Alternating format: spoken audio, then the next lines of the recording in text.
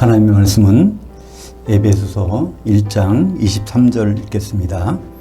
교회는 그의 몸이니 만물 가운데에서 만물을 충만케 하시는 이의 충만함이니라. 하나님의 비밀 해제 에베소서 원전 강해, 오늘 1장 세 번째 시간입니다. 성령의 기름을 채울 유일한 곳 교회라는 제목으로 말씀을 나누겠습니다. 에베소서를 시작할 때 제목처럼 하나님의 비밀 해제, 에베소서는 하나님의 비밀을 해제한 유일한 책이라고 볼 수 있습니다. 에베소서 1장 들어갈 때부터 우리는 아주 특별한 것을 발견할 수 있어요. 창세전에 하나님의 뜻이 무엇일까? 그것이 에베소서 1장 4절부터 5절까지 보면 그게 나옵니다. 그리고 하나님이 그것을 통해서 영광 받으신다는 것이 하나님의 아들들을 통해서 영광 받으시는데, 아들들을 어떻게 하시는가에 따라서 우리가 하나님이 하시는 일을 잘 구별할 수 있습니다. 결국 하나님의 영광이 찬송되는 것, 요한계시록 19장 6절부터 7절, 8절에 나오는데요. 결국 어린 양의 아내가 준비됐을 때 할렐루야. 그래서 그것이 창세전에 하나님의 뜻이고, 그러니까 지금도 하나님 뜻이 무엇일까요? 그러면 하나님 뜻은 다양하지가 않습니다. 유일한 것이에요. 그죠? 그렇다면 맨 처음으로 거슬러 나가서 창세전에 세우신 하나님 뜻이 무엇인가를 보면 알면 됩니다. 그것은 하나님의 아들들을 통해서 영광 받으시는데, 아들이 하나의 신부가 될 때 하나님의 영광 받으시는 것입니다. 그래서 에베소서 1장 4절부터 6절까지는 하나님의 뜻에 대해서 창세전에 세우신, 그 다음에 두 번째 지난 시간에는 거기에 하늘들에 있는 자들과 땅에 있는 자들이 통일되는 것이다. 그러니까 에베소서 1장 10절이 나오죠. 그러니까 하늘들에 있는 것과 땅에 있는 것이 통일이라는 얘기는 하나 된다는 말입니다. 그것이 하나 되게 해서 하나님 뜻이 이루어지는 것이라는 것입니다. 그 일을 하는데 하나님은 아주 독특한 방법을 선택하세요. 그래서 에베소서 1장 7절에 우리는 그리스도 안에서 그의 은혜의 풍성함을 따라 그의 피로 말미암아 속량 곧 죄 사함을 받고 있느니라. 그러니까 사도들이 죄 사함을 받게 하고, 그 다음에 1장 14절에 보면 이는 우리 기업이 보증이 되사 그 얻으신 것들, 그러니까 성도들을 속량하셔서 그의 영광을 찬송하게 하려 함이라. 그러니까 두 단계를 거치세요. 사도들을 속량하시고 또 성도들을 속량하셔서 그걸 통해서 하나님은 그 영광을 받으신다는 것입니다. 그래서 성경 전체에서 나오는 하나님의 경륜은 크게 두 가지로 나눠집니다. 사도들이 어떤 일을 하는지, 그럼 성도들이 어떤 일을 할 건지, 그거 쌍두마차처럼 그렇게 계속 지나가는 것입니다. 그럼 우리가 하나님 말씀을 생각해 볼 때, 이거 누구에게 주실 말씀인가? 이거 사도들에게 주실 말씀인가? 성도들에게 주실 말씀인가? 그것을 잘 구분할 때 우리의 본분을 할 수가 있는 것이죠. 그건 결론 가서도 똑같죠?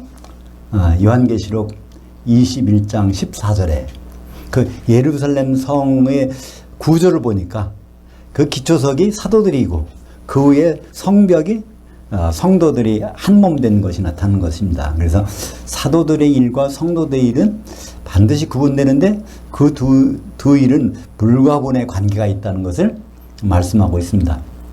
그래서 오늘은 15절부터인데요.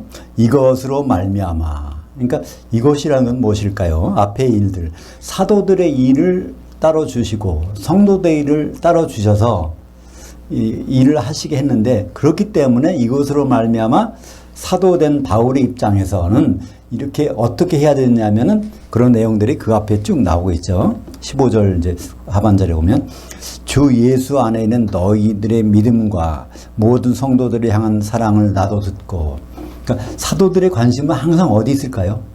성도들이 어떻게 하는 데에 관심이 집중되어 있습니다. 그죠? 그것은 사도들의 관심일 뿐 아니라 예수님의 관심이에요. 그죠? 사도들은 예수님의 분신이니까 사도들이 생각하는 것은 예수님의 생각입니다. 예수님 생각은 다 어디 있냐면 성도들이 지금 무슨 일을 하고 있느냐, 거기에 관심이 집중되고 있습니다. 우리는 교회 생활하고 신앙 생활하고 여러 가지 하고 있지만 우리는 사도들이 무슨 생각을 할까, 예수님 무슨 생각을 할까에 대해서는 별로 관심 안 갖잖아요. 그죠? 근데 예수님은 지금도 우리에 대해서 지대한 관심 가지시는데 우리가 어떻게 하고 있는지.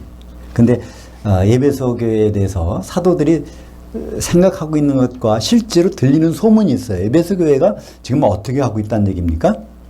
그것이 1장 15절 하반절에 있죠. 주 예수 안에 있는 너희의 믿음과 모든 성도들을 향한 사랑을 나도 듣고. 그러니까 이 소식이 제일 듣고 싶은 거예요. 그죠? 그 믿음이 어떻게 표출되냐면 모든 성도들을 향해서 서로 사랑한다는 거예요. 서로 사랑하는 것이 이루어지고 있는 교회. 그것이 바로 하나님이, 예수님이 바라시는 거죠. 요한복음 13장 34절에 예수님은 새로운 계명을 주셨습니다. 새 계명을 너에게 주노니 서로 사랑하라. 내가 너희를 사랑한 것 같이 너희도 서로 사랑하라. 이때는 우리말, 영어나 우리말에는 이게 무슨 말인지 잘 몰라요. 그죠? 우리 인간적인 사랑도 많이 있으니까 친구 간의 사랑, 남녀 간의 사랑, 또 혈연 간의 사랑, 그런 사랑들이 많이 있으니까 그런 거 중에 하나겠지라고 생각하니까 그럴 수 있겠다고 생각합니다. 근데 이 사랑이라는 단어를 진짜 번역한다면 이건 하나님만의 사랑이고, 다시 말해서 아가페 사랑인 것이죠. 이 세상에선 찾아볼 수가 없는 그 사랑이, 그런 사랑으로 성도들끼리 서로 사랑하는 모습을 볼 때 그것이 예수님이 기뻐한다는 것입니다. 근데 그것이 에베소 교회에서 그런 사랑을 하고 있다는 것을 바울이 듣고 있다는 거예요. 그래서 바울은 에베소 교회를 위해서 기도하고 또 감사하고 하는 것이 16절에 나옵니다. 내가 기도할 때 기억하며 너희로 말미암아 감사하기를 그치지 않냐고. 이것은 사도들이 교회를 위해서 생각하는 것. 그렇지만 우리들도, 성도들도 똑같은 것이 있어야 될 것 같아요. 그죠? 우리도 사도들에 대해서 같은 생각을, 사도들이 어떤 생각을 가졌겠는가, 그것이 우리가 지금 어떻게 우리를 통해서 나타나고 있는가. 그러니까 우리는 그것을, 사도들과 교제를 어떻게 합니까? 할 수 있는 방법이 신약 성경을 통해서 교제하는 거예요. 아무리 작은 부분이라도 그걸 통해서 우리는 서로 교통할 수가 있는 것이죠. 바울은 서로 떨어져 있으면서, 그러면 우리는 항상 요새 코로나 바이러스 때문에 우리가 모이기가 쉽지 않은데, 우리는 자꾸만 이게 떨어져 있을 수밖에 없잖아요. 근데 그거 상관없다는 거예요.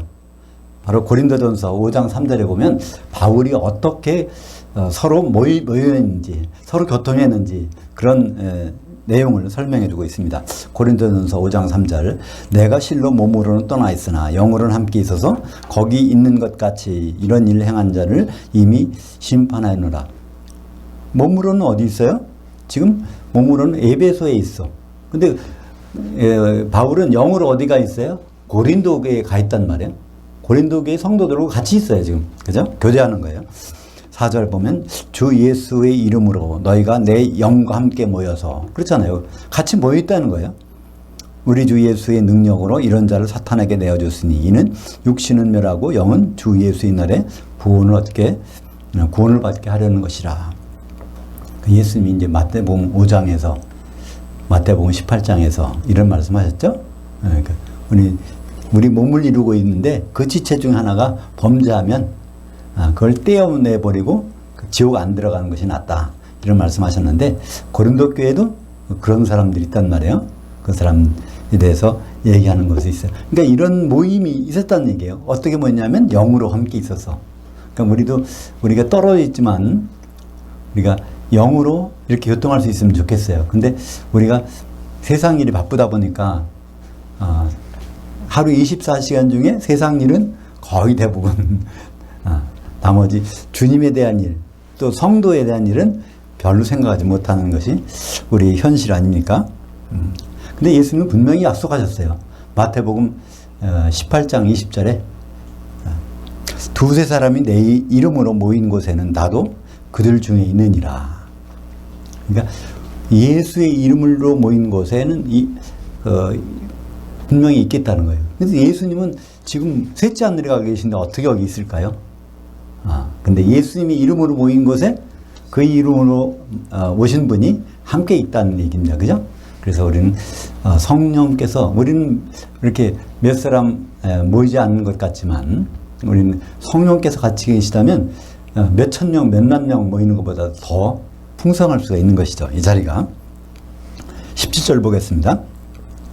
우리 주 예수 그리스도의 하나님 영광의 아버지께서 지혜와 계시의 영을 너희에게 주사 하나님을 참으로 알게 하시고. 그러니까 지금까지 교회 이제 에베소서에서 이 말씀을 전개하는 거 보면 사도 바울이 차츰차츰 이렇게 발전시켜 나가는 걸 볼 수 있어요. 그러니까 처음에는 무엇이 나왔죠? 창세전에 하나님 뜻이 나오고, 그 다음에 사도들과 성도들의 일을 구분하고, 그 다음에는 거기에 원동력이 뭔가, 사도들이 어떻게 일을 하고 성도들이 어떤 일을 하고 그것을 원동력이 뭔가를 대해서 이제 말씀하고 있어요. 한마디로 그게 뭘까요? 사도들의 원동력, 성도들의 원동력이 될 수 있는 어떤 능력, 파워, 그게 있단 말이에요. 그걸 지금 이제 쭉 소개하고 있어요. 그걸 소개하면서 오늘 마지막에 1장 23절 다시 볼까요? 교회는 그의 몸이니 만물 가운데서 만물을 충만케 하시는 이의 충만함이니라. 그러니까 여기에 이제 단어는 안 나와. 그 단어는 그냥 에둘러서 말씀하시는 것이죠.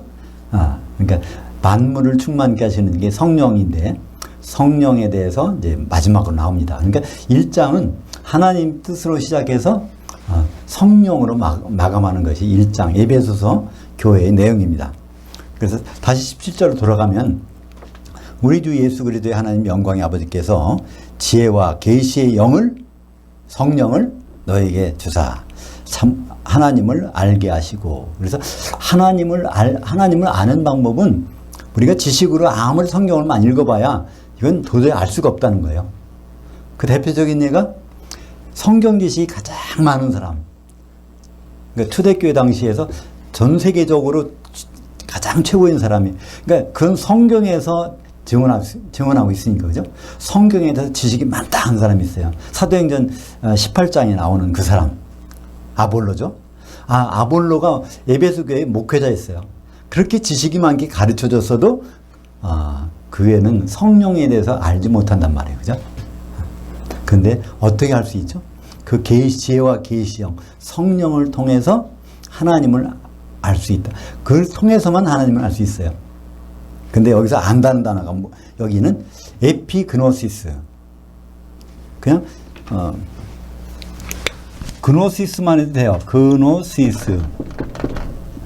이거는 지식이에요. 지식. 안다는 거. 근데 여기다가 뭐가 붙으면 에피. 거기에 대해서 아주 자세히 안다는 거예요. 자세히. 그거는 뭐를 통해서만 알 수 있을까요? 바로 성령을 통해서. 그러니까 그것이 다른 말로 지혜와 계시의 영, 지혜의 영이고 계시의 영이다. 그래서 성령을 통해서 그걸 통해서 하나님을 아주 자세하게. 그러니까 그 성령이 충만한 곳에서는 누구한테 성경 공부할 필요도 없어. 그걸 요한일서 2장 20절과 27절에는 기름 부음이 임하면 누가 가르쳐 줄 필요도 없다고 그러잖아요. 그 기름 부음은 성령이잖아요. 그죠? 그런 지혜와 계시형이 충만한 곳에 있으니까. 그래서 이 사도들이 가서 활동하기 전에 각 교회에서는 각 은사를 주셔서 성령을 체험하게 했습니다. 고린도전서 12장 8절 볼까요? 어떤 사람에게는 성령으로 말미암아 지혜의 말씀을, 어떤 사람에게는 같은 성령으로 말미암아 지식의 말씀을. 그러니까 성령이 임하면 그런 것들을 사람들에게 나눠준단 말이에요. 사람들에게 나눠줘서 그의 목적은 교회의 유익을 위해서 개인의 자랑, 능력을 자랑하는 것이 아니라 은사를 나눠주신 것은 유익하기 위함이라. 유익이라는 단어가 뭘까요? 그 유익이라는 단어는 헬라어로 유익이라는 단어는 심페로라는 단어를 써요. 심페로는 같이 운반한다는 뜻입니다. 우리가 페리호라는 거 있죠? 페리호가 뭘까요? 페리호는 자동차까지도 운반하는 배를 페리호라고 그러죠. 그러니까 페리는 페리라는 건 운반한다는 뜻입니다. 그래서 쉼페는 뭘까요? 같이 운반하는 거예요. 같이 운반하려면 적어도 2사람 이상 있어야 되겠죠? 그래서 이 은사라는 것은 같이 운반하는 거. 그러니까 각 지체들이 유익을 위해서, 그걸 우리말로는 유익이라는 단어를 썼지만은 그걸 위해서 있다는 겁니다. 그러니까 우리가 교회를 이루는데 거기에는 지혜의 은사도 있고 또 지식의 은사, 그런 것들은 성령을 통해서 나눠주신다는 것을 알 수 있습니다. 그래서 우리가 모일 때 그것이 나타나면 성령 충만하다는 얘기예요. 그죠? 근데 그것이 안 나타나면 지혜의 말씀도 없고 지식의 말씀도 없고, 그렇다면 어딘간 다른 모임일 수도 있어요. 그래서 고린도전서 14장 26절 같이 볼까요?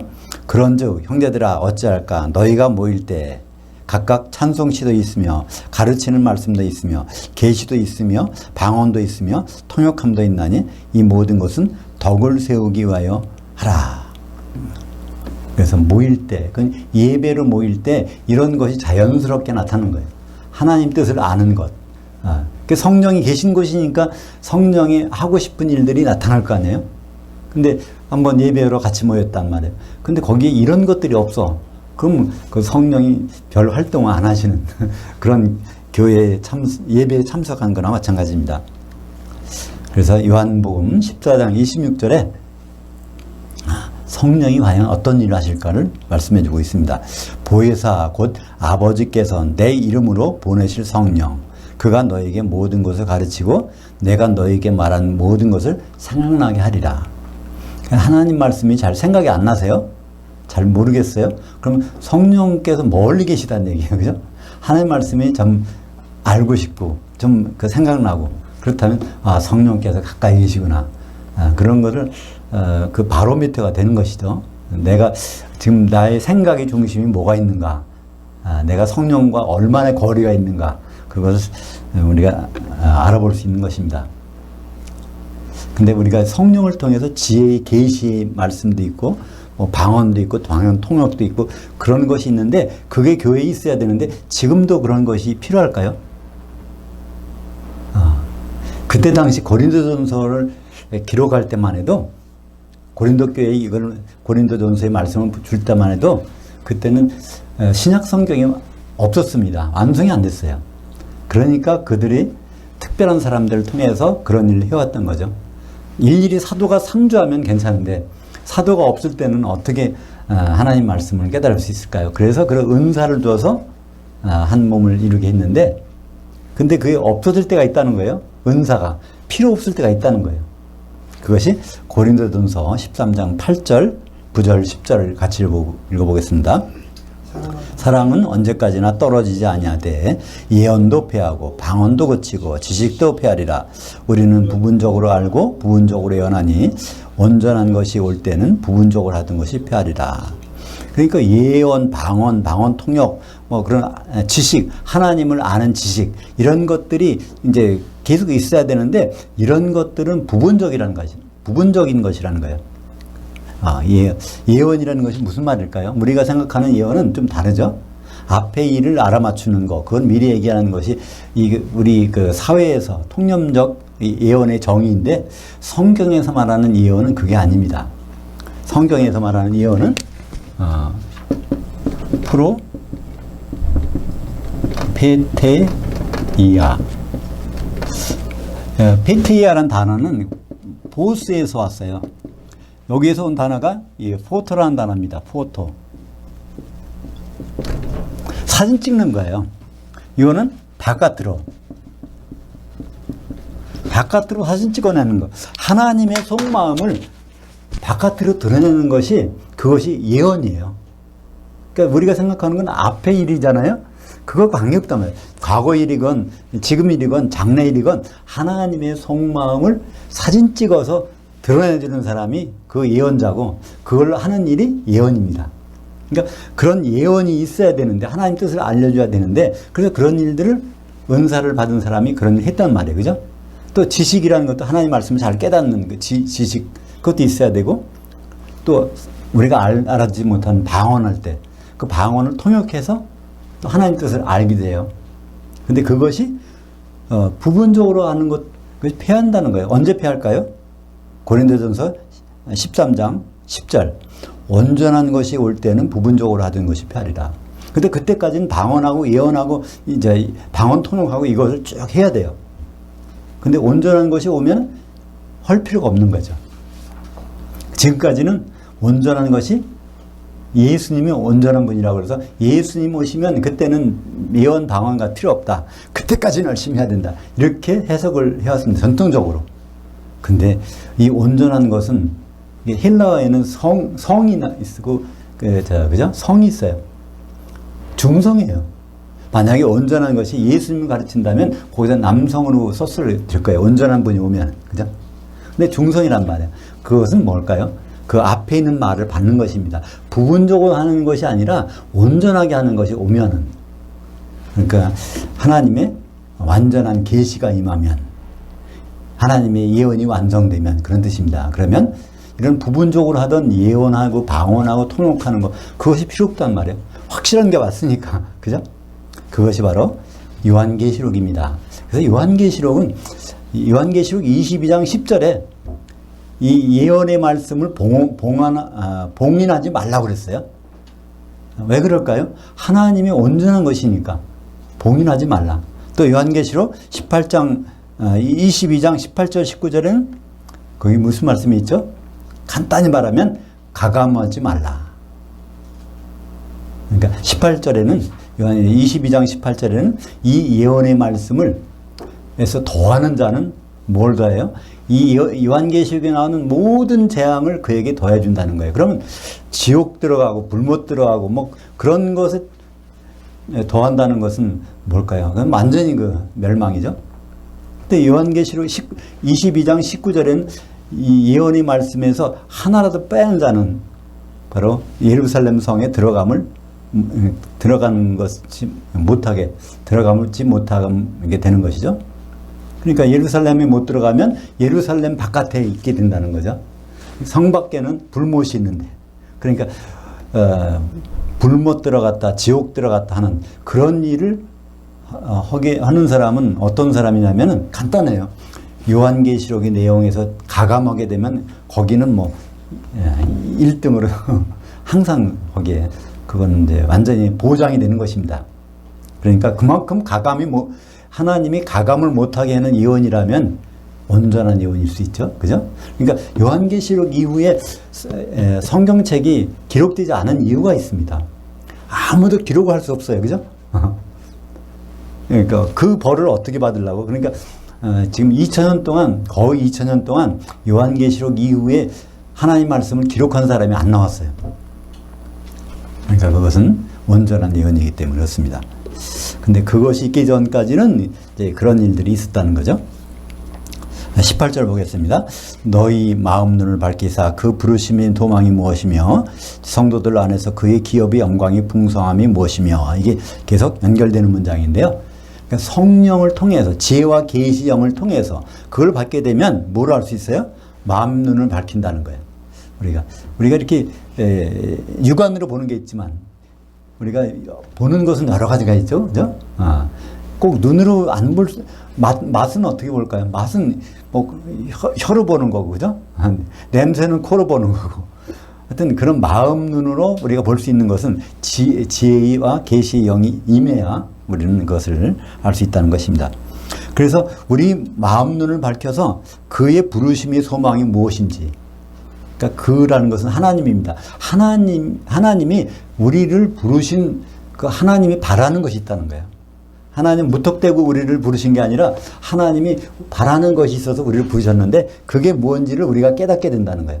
하나님이 우리를 왜 부르셨을까? 하나님 자녀 삼으시려고 부르셨을까? 그건 아니죠. 그죠? 그건 에베소서 처음부터 나왔으니까 하나님 아들들 세우시는 것은 그거 세우는 것은 이유가 나왔기 때문에 그것은 하나의 수단이에요. 그러니까 그의 부르심의 목적이 나온단 말이에요. 이사야서 43장 21절 볼까요? 같이 보죠.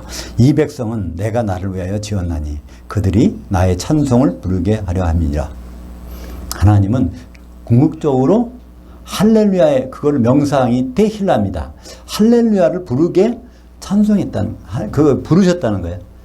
하나님의 아들들을, 하나님 자녀들을 이렇게 부르신 목적은 할렐루야를 부르도록, 하나님이 결국은 통치의 결과가 이겼다, 그것을 찬송하도록 부르셨다는 거예요.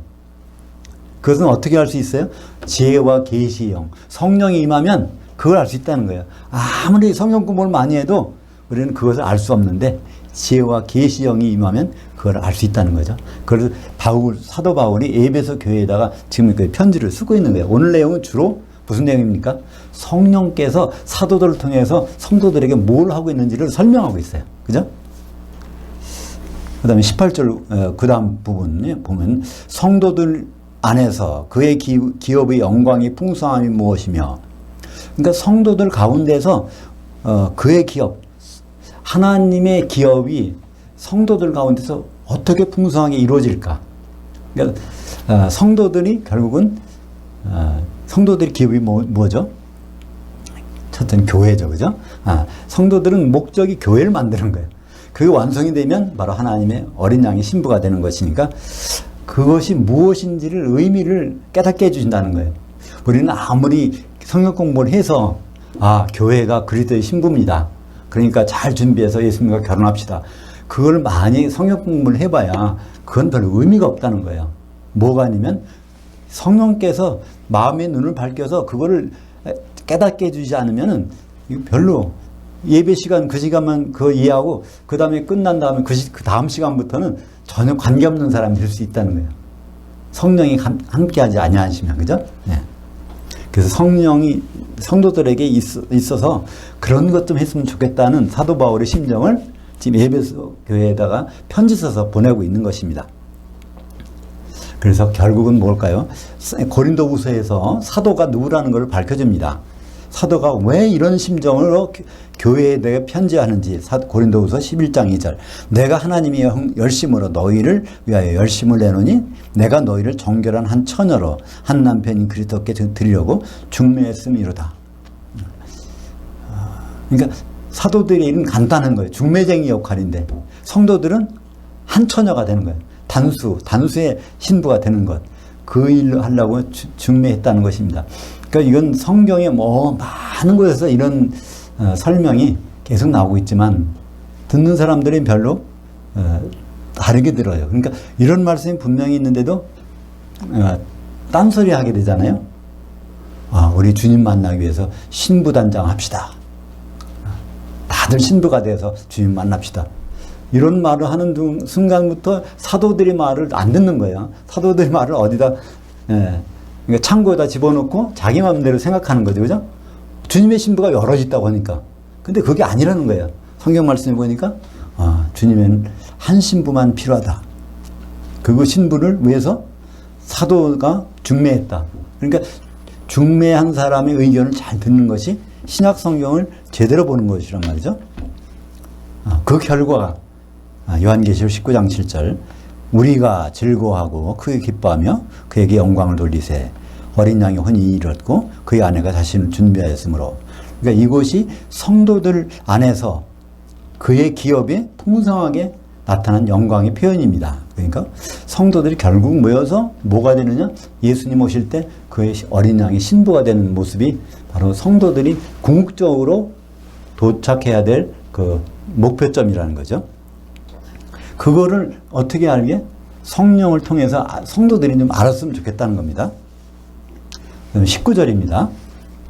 그의 힘의 위력으로 역사하심을 따라 믿고 있는 우리에게 베푸신 그 능력이 지극히 크심이 어떠한 것을 너희로 알게 하시기를 구하노라. 여기도 우리와 너희를 구분하지 않으면 이게 무슨 말인지 몰라요.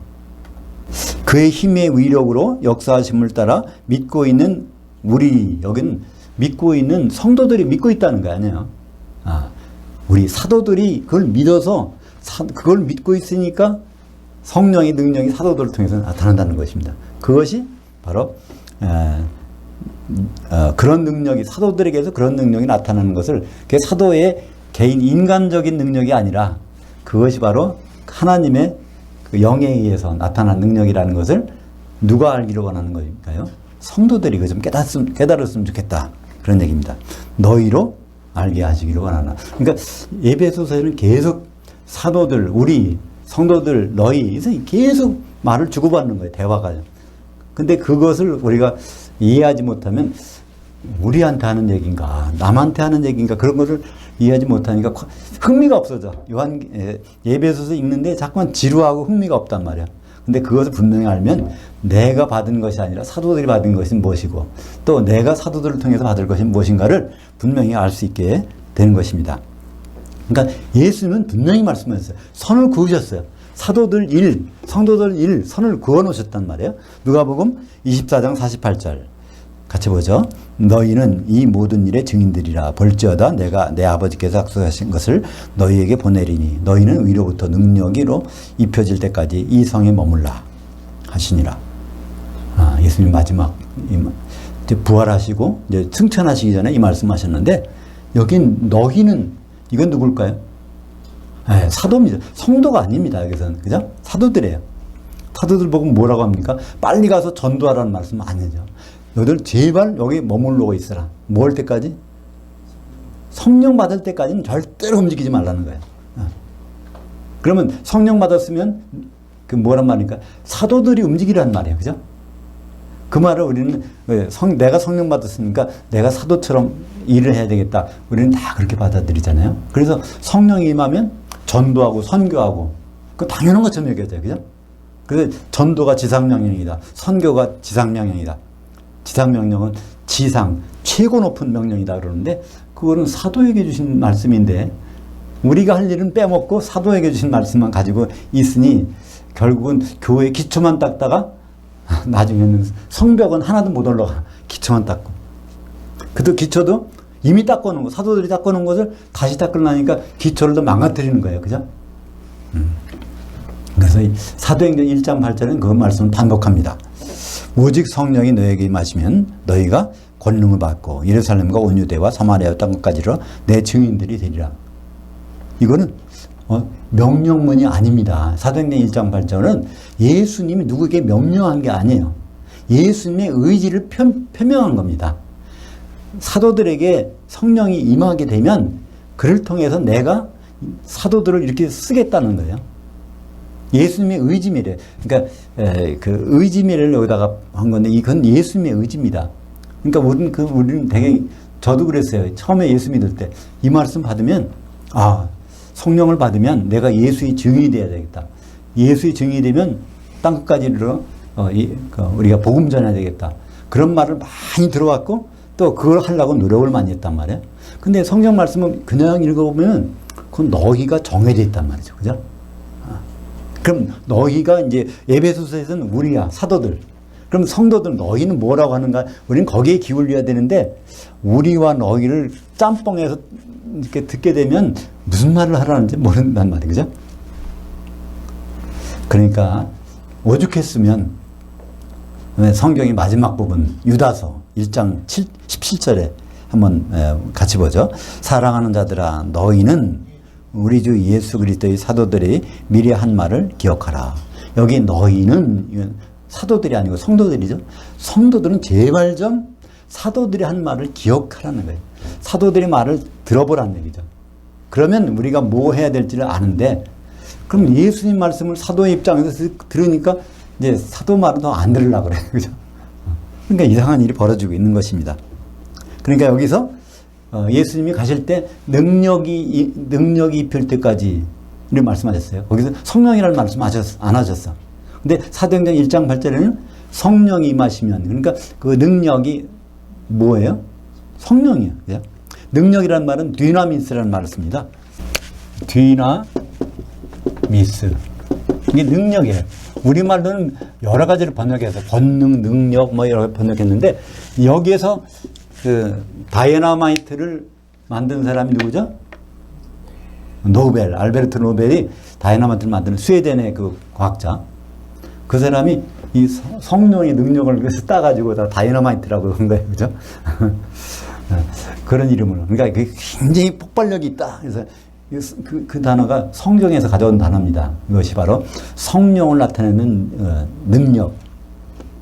그래서 누가복음에서 24장 48절에서는 능력이라고 썼고 사도행전 1장 8절에서는 성령이라고 있고, 근데 누가복음을 쓴 사람 누구예요? 사도행전 쓴 사람 누구? 누가? 같은 사람이 말하기를 똑같이. 물론 그 누가가 그렇게 그렇게 말한 것이 아니죠. 예수님이 그렇게 말했던 건 그렇게 기억하고, 또 사도행전에서는 또 이렇게 기억하고, 그거를 딱 기록한 것이 성령은 다른 말로 한마디로 하면 능력입니다. 그 예수님이 죽으셨을 때 어떻게 부활하셨을까요? 예수님의 능력으로? 아니에요. 예수님 속에 있는 성령의 능력으로 부활하셨단 말이에요. 그죠? 그것이 어디 나옵니까? 오늘 말씀이 나옵니다. 1장 20절. 그의 능력이 그리스도 안에서 역사하사 죽은 자들 가운데서 다시 살리시고 하늘들에서 자기의 오른편에 앉히사. 여기서 그라는 것은 지금 앞에서부터 쭉 나오는 그는 하나님입니다. 그죠? 하나님의 능력이 그리스도 안에서 역사하사. 그러면 하나님의 능력이 성령이죠. 그죠? 성령께서 그리스도 안에서 역사하사. 그래서 죽었는데 성령께서 살려내셨다는 거예요. 죽은 자들 가운데 다시 살리시고, 근데 살려서 하늘로 데리고 가셨나요? 예수님은 하늘로 바로 안 가셨어요. 어디에 머무셨을까요? 그것을 오늘 여기에서 말씀하고 있습니다. 20절에 하늘들에 앉으셨다는 거예요. 예수님은 부활해서 바로 하늘에 가지 않고 하늘들에 앉으셨습니다. 왜 하늘들을 썼을까요? 영에 머무니까 이거는 보통 하늘로, 그러니까 우리가 보는 눈에 보이는 그것은 표현할 수가 없는 거예요. 그죠? 그러니까 영의 몸은 어디 있는 거예요? 하늘, 안 보이는 세계에서도 같이 있어. 그러니까 그분을 보여주실 때만 볼 수 있는 사람들이 보는 거죠. 그죠? 그러니까 예수님이 부활했을 때 예수님이 본 사람들은 물론 이제 어느 순간에 500명까지도 봤지만 사실은 40일 동안에 사도들만 만났단 말이에요. 그죠? 그렇게 사도들만 예수님을 만났을까요? 다른 사람은 안 만나주고 다른 사람들은 볼 수가 없었어요. 사도들의 눈을 열어서 사도들만 하늘들에 있는 예수님을 보여주셨으니까 예수님을 만난 거죠. 그죠? 그래서 그것은 하늘이 아니라 하늘들입니다. 요한계시록, 에베소서 1장 20절에 죽은 자들 가운데서 다시 살리시고 하늘들에서 자기의 오른편에 앉으사. 그때 오른편은 이것도 왼편에 누가 앉았을까요? 오른쪽이라는 것은 넥시오스를 한다는데 그건 바로 그 자리, 그죠? 영어 표현은 영어에 거기다 놔 물건을 갖다가 이제 놓을 때는 거기다 놔 할 때 뭘 떼어죠?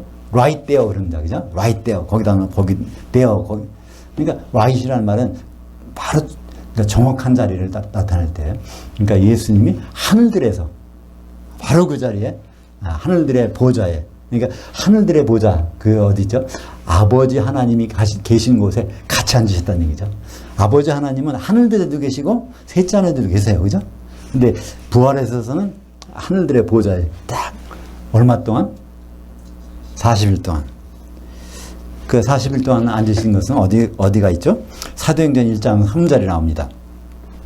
그가 고난 받으신 후에 그들에게 확실한 많은 증거로 친히 살아계심을 나타내사 40일 동안 그들에게 보이시며 하나님 나라의 일들을 말씀하시니라. 그러니까 40일 동안 어디에 있으면서? 하늘들에 있으시면서. 왜 하늘들에 있으신 것을 어떻게 알 수 있죠? 히브리서 4장 14절 보면 알 수 있어요.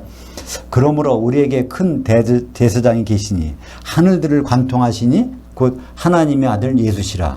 우리가 신앙 고백을 굳게 잡을지어다. 그러니까 하늘들에서 그걸 뚫고 셋째 하늘로 가셨다고 그러니까 예수님이 40일 동안 하늘들에 계신 것은 너무나 당연한 것이죠. 그죠? 셋째 하늘 가시기 전에는 하늘들에 계신 거니까. 그래서 성경에서는 이렇게 중간중간에 빠진 단어들이 많이 있어요. 그것은 잘못해서 뺀 것이 아니라 성경을 쭉 읽다 보면 그게 분명히 그 문맥상으로 거기에 알 수 있는 내용이니까 이제 중간중간 빠진 거죠. 오늘도 40일이라는 말도 빠진 데가 있고 하늘들에 계신 것도 빠진 부분이 있어요. 그것은 같이 보면 예수님 부활하셔서 40일 동안 하늘들에 영적인 하늘, 보이지 않는 하늘에 바로 계셨다가 다시 승천하신 것을 말씀하고 있습니다. 21절 보겠습니다. 모든 통치와 권세와 능력과 주권과 이 세상뿐 아니라 오는 세상에 일컫는 모든 이름 위에 뛰어나게 하시고, 그러니까 예수님은 이 세상과 오는 세상, 그러니까 우리가 살고 있는 이 시대가 있어요. 그러니까 여기서 세상이란 말은 코스모스를 안 쓰고 아이온을 썼어요. 그러니까 시간적으로 이 시대라는 뜻이죠. 그죠? 예수님 오기 전의 시대. 그럼 다음 세상은 무슨 시대일까요? 천년왕국 시대. 예수님이 왕인 시대. 그러니까 이 시대와 다음 시대. 그걸 통틀어서 뛰어나게, 그 이름을 뛰어나게 하셨다. 그래서 요한계시록은 모든 성경의 요약이고 결론이고 답이 있습니다. 이런 복잡한 얘기가 요한계시록에는 간단히 설명되어 있어요. 요한계시록 11장 15절 볼까요? 일곱째 전사가 나팔 불며 하늘에 큰 음성들이 나서 이르되 세상 나라가 우리 주와 그의 그리스도의 나라가 되어 세세토록 막노릇하시리로다 하니. 그래서 세상 나라는 지금 우리가 코로나로 굉장히 어려움을 겪고 있고 또 전 세계적으로 그런 어려움을 겪고 있고 그게 끝나도 다른 무엇이 올 수 있고 세상은 점점 어려운 그런 상황들이 벌어질지라도 이것은 끝이 있단 말이에요. 그죠? 언제가 끝일까요? 그리스도의 나라가 시작될 때는 끝나는 거예요. 그러면 예수님 오실 때는 끝나는 거야. 그러면 우리가 이런 상황들이 반복될 때 우리는 그럼 이런 험난한 세상에서 어떻게 지낼까를 고민하는 것도 중요하지만 이것이 예수님 오시는 사인, 증표, 징조로 주시는 거구나 생각하면 우리가 다시 깨어있을 수 있지 않겠습니까? 22절 보겠습니다. 또 만물을 그의 발 아래 복종하게 하시고 그를 만물 위에 교회의 머리로 삼으셨느니라. 그래서 에베소서 1장에서 22절에 처음으로 뭐가 등장해요? 이제 교회가 등장합니다. 그러니까 처음부터 교회의 말씀을 안 했어요. 처음엔 뭐가 나왔어요? 창세전에 하나님 뜻이 나와. 그 다음에 그 아들들이 나오고, 그 다음에 하늘들에 있는 자가 나오고, 땅에 있는 자가 나오고, 그 다음에 사도들과 성도들, 그것이 구분해서 하는 일이 나온단 말이에요. 근데 궁극적으로는 뭐가 교회 세우기 위해서 이런 게 있다는 것을 말하는 겁니다. 그래서 에베소서 2장에 가면 결론적으로 뭐가 나옵니까? 교회는 사도들의 기초서구에 성도들이 세워 있는 거다라고 해서 이제 그걸 좀 더 분명히 드러내줍니다. 그러나 그 전에 하나님이 계속 하시고 싶은 일은 교회를 통해서 하나님의 계획을 세워나가시는 것을 말씀합니다. 그러니까 여기에 1장 22절을 우리가 이해할 수 없는 게 하나 있어요. 만물이란 단어 때문에 그거 이해하기 힘들어, 그죠? 만물하면 뭡니까? 만물? 뭘까요? 너무나 막연해요, 그죠? 산과 바다와 이 세상에 모두 있는 것이 만물일까? 근데 우리는 이 만물을 번역할 때 에베소서의 안에서 번역해야 됩니다, 그죠? 에베소서는 뭐에 대한 편지인가요? 사도가 에베소에 있는 성도들에게 보낸 편지예요.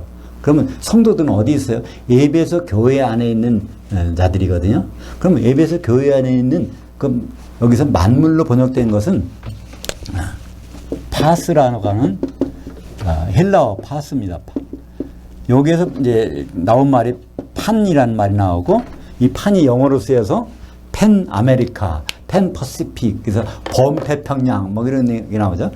모든 거란 뜻이 나오는데 이 모든 사람들, 그러니까 에베소 교회에 편지했는데 에베소 교회에 있는 모든 성도들 그런 뜻입니다. 그냥 만물이라고 해서 번역해서 좀 우리가 이해가 안 가는 거예요. 안 들어오는 거예요. 그죠? 이것을 만약에 어떤 목사님이 제대로 번역해 줬다면 우리가 혼란 일으켜 오지 않는단 말이에요. 그죠? 이런 것은 의역을 했어야 마땅합니다. 그러니까 모든 성도들을 그의 발 아래 복종하게 하시고, 이것은 어떤 뜻일까요? 발 아래 복종한다는 것은 심판받는 거죠. 예수님께 그 다 앞에 그리스도의 앞에 나타나서 심판받게 된단 말이에요. 그죠? 그를 모든 만물의 교회로 삼으셨느니라. 그 모든 성도들 위에 있는 그 성도들로 구성된 교회의 머리로, 예수님을 머리로 세우셨습니다. 그것이 바로 성도들이 이루고 있는 기업이죠. 마태복음 5장 5절 온유한 자들은 복이 있나니 그들이 땅을 기업으로 받을 것이며, 성도들의 본업은 따로 있어요. 그죠?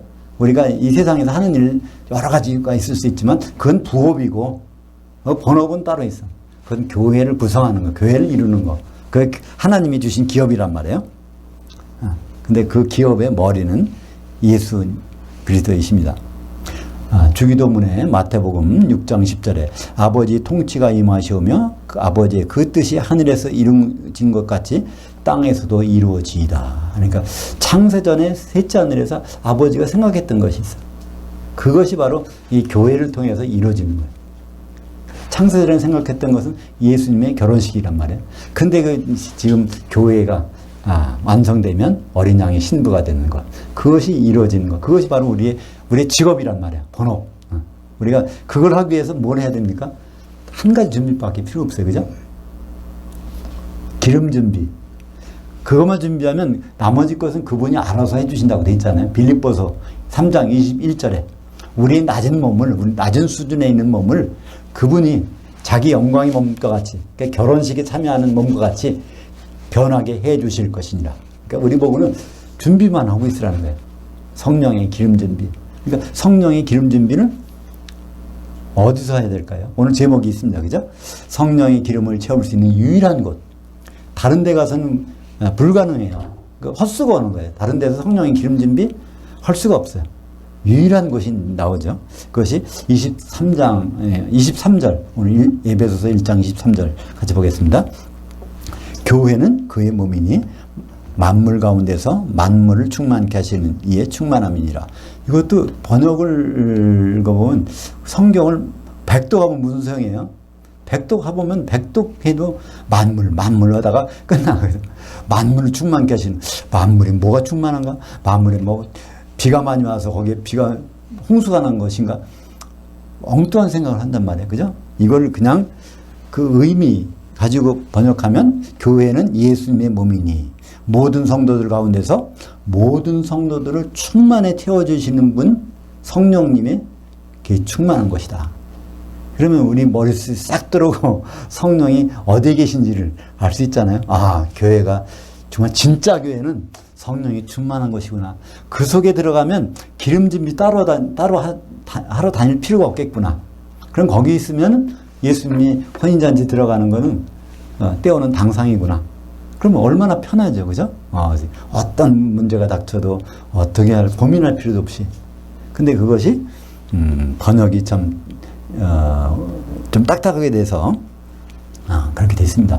그러니까 우리는 성령이 어디 계신가, 기름을 어디서 준비하나, 그것만 알 수 있으면 모든 신앙의 문제는 해결됩니다. 예수님이 직접 말씀한 적이 있어요. 요한복음 14장 17절 같이 보겠습니다. 그는 진리의 영이라 세상은 능히 그를 받지 못하나니 이는 그를 보지도 못하고 알지도 못함이라. 그러나 너희는 그를 아나니 그는 너희 옆에 거하시며 또 너희 가운데 계시겠습니다. 여기서 그는 보혜사 성령이죠. 세상 사람들은 그를 받지 못한다. 그러니까 세상 사람들은 성령이 있음도 몰라요. 그러니까 성령이 거기 있다는 것은 불가능해요. 그러니까 하나님에 대해서 다시 한번 생각해 볼 필요가 있습니다. 엘로힘 하나님, 구약의 하나님, 항상 삼위일체 하나님이시죠. 그죠? 성부, 성자, 성령께서 복수의 하나님으로 활동하시는데 동사는 항상 단수를 써요. 그죠? 단수. 그러니까 그분이 항상 같이 계시면서 한 몸으로 활동하시다가 드디어 이제 예수님이 사람 몸으로 오시면서 성령도 나중에 갈라지면서 신약 시대에 와서는 떼오스는 항상 단수. 그러니까 그분이 따로따로 움직이시는 것처럼 보이고 요한계시록에 가서 바로 그분이 한 자리에서 다시 합쳐지는 모습을 봅니다. 그러니까 아버지 하나님은 어디나 계세요. 셋째 하늘에 계시고 여기도 계시고 어디로. 다만 우리 눈에는 볼 수가 없는, 보이지 않는 하나님이죠. 근데 성자 하나님은 장소에 제약을 받으셔. 그분의 일이 끝날 때까지. 그죠? 그래서 그분은 지금 셋째 하늘에 가 계십니다. 지금 여기 안 계세죠? 근데 성령 하나님은 어디 제한을 받아요? 더더욱 제한을 받아. 그러면 세상 사람들은 그분을 만날 수가 없으니까. 그러니까 어디 계시니까? 교회 안에만 계시니까. 그래서 하나님은 분명히 위치가 달라집니다. 똑같은 하나님인데 그분의 일을 이루시기까지는 움직이시는 범위가 다르다는 것을 알 수 있습니다. 그래서 예수님이 계실 때는 성령이 어디 계셨어요? 옆에 있다고 돼 있어요. 뭐죠? 너희와 함께라고 했는데 그 정확한 단어는 파라는 옆이란 뜻입니다. 옆. 헬라어로 파라는 옆이라는 뜻이에요. 너희 옆에 계시며. 왜 옆에 계실까요, 성령님이? 파라가 나오는 단어가 또 하나 있죠? 보혜사, 파라클레토스. 그게 파라클레토스는, 클레토스는 불러냈다는 뜻이고요. 불러내서 앉았다. 파라는 어디 앉았냐면 옆에 앉았다. 그러니까 변호사를 뜻합니다. 그러니까 파라는 그래서 그 파라 옆이라는 뜻이에요. 변호사 옆에. 그게 뭐 보혜사라고 해서 보호해주고 은혜 베풀어주는 스승사, 스승을이라고 하는 것은 신천지에 사는 얘기고, 원래 파라클레토스의 파라는 옆이란 뜻입니다. 여기서 바로 성령께서 예수님이 계실 때 사도들 옆에 있다는 거예요. 왜 옆에 있을까요? 예수님이 옆에 있었으니까. 예수님이 성령 충만한 분이 옆에 항상 있어. 그러니까 그때는 성령님이 너희들 옆에 있어. 내가 너희들 옆에 있잖아. 그런 뜻이죠. 근데 이제 예수님이 가시면은 성령이 바로 그들 가운데, 어몽이죠. 영어로 하면. 그들 가운데 성령이. 그 한 사람 한 사람 속이란 말이 아닙니다.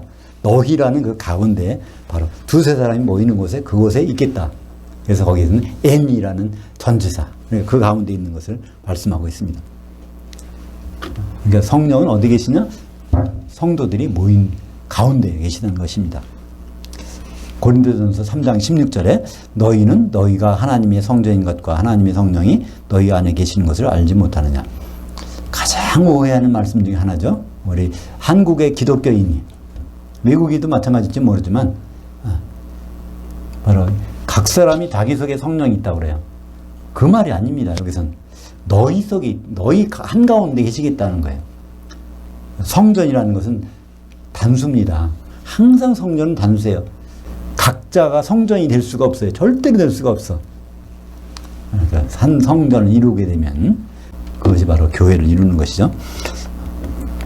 그래서 고린도후서 5장 10절 우리가 다 반드시 그리스도의 심판 앞에 나타나게 되어 선악간에 그 몸을 통하여 행한 것을 따라 받으려 함이라. 그러니까 그 몸이 뭘까요? 바로 교회, 그리스도의 몸. 그러니까 그리스도의 몸에서 어떻게 선하게 행했느냐, 악하게 행했느냐. 선을 행했다는 것은 기름 준비하고 있는 것. 기름이 있으면 서로 뭉쳐질 수가 있고, 기름이 없으면 서로 바람만 푹 불으면 밀가루가 다 날아가듯이 그런 거예요. 그죠? 그것을 하나님은 선악이라고 말씀하십니다. 그죠?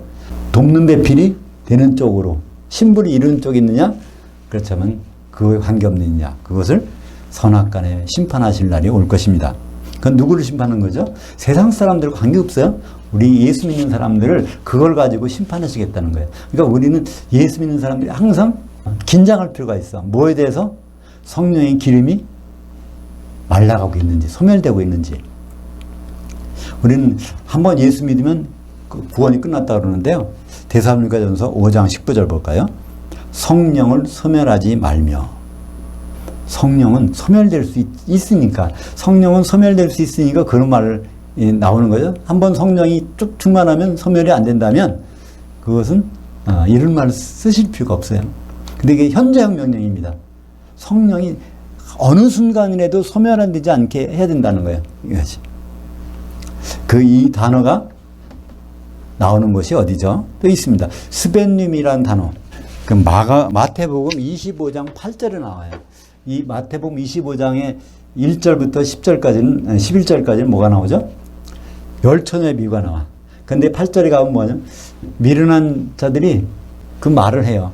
우리 등불이 꺼져가니 기름 좀 달라고 이제 거기 하는 얘기가 마태복음 25장 8절에 나옵니다. 거기에 꺼져가니라는 뜻이 바로 스벤님입니다. 그러니까 기름이 말라가니 어떻게 하겠냐. 그걸 좀 달라고 합니다. 그건 누구에게 벌어지냐면 세상 사람들 하는 얘기 아니에요. 예수 믿는 기독교인들이 바로 주님을 만나려고 할 때 그때 이 기름이 점점 없어졌다는 거예요. 처음에 있었는데. 그들이 갖고 있었는데. 그러니까 등불이 켜있지. 근데 이게 꺼져간다는 거예요. 그것을 소멸되는 것. 성령이 소멸될 수가 있다는 것입니다. 그 사람이 가는 곳은, 그들이 가는 곳은 바로 다른 곳이 아니라 지옥입니다. 그래서 마태복음 10장 28절에 예수님이 지옥 보내시는 일을 너희는 두려워해라. 왜 지옥 보내니까? 성령의 기름이 소멸되고 있으니, 꺼져가니. 그러니까 우리가 날마다 성경 공부하는 것도 중요하고, 예배 드리는 것도 중요하고, 기도하는 것도 중요하지만, 우리에게 성령이 기름이 소멸되고 있지 않은지 스벤님이 꺼져가는 건 스벤님 그것이 우리가 항상 점검해야 될 그런 일일 것이고 근데 그것을 걱정할 필요가 없을 수도 있어요. 그죠? 어디에 있다면? 교원에 있다면 거기 성령이 충만한 것인데 거기서 걱정한다는 건 오히려 이상한 일이죠. 그죠? 그 기름통 속에서 기름이 없어질까 봐 걱정하는 것은 그건 참 오히려 이상한 일입니다. 오늘 여기서 마치겠습니다. 기도하겠습니다. 하나님 아버지 감사합니다. 오늘 에베소서 1장을 마치면서 에베소서 1장부터 주신 창세전의 하나님의 뜻과 그것을 사도들과 성도들을 통해서 이루어 주시는데 그의 원동력이 되는 성령이 충만한 교회에 대해서 말씀을 보았습니다. 우리가 오늘 또 내일 또 주님 오실 때까지 성령의 기름이 소멸되지 않도록 항상 주의하는 그런 성도들이 될 수 있도록 인도하여 주시옵소서. 예수님 이름으로 기도합니다. 아멘.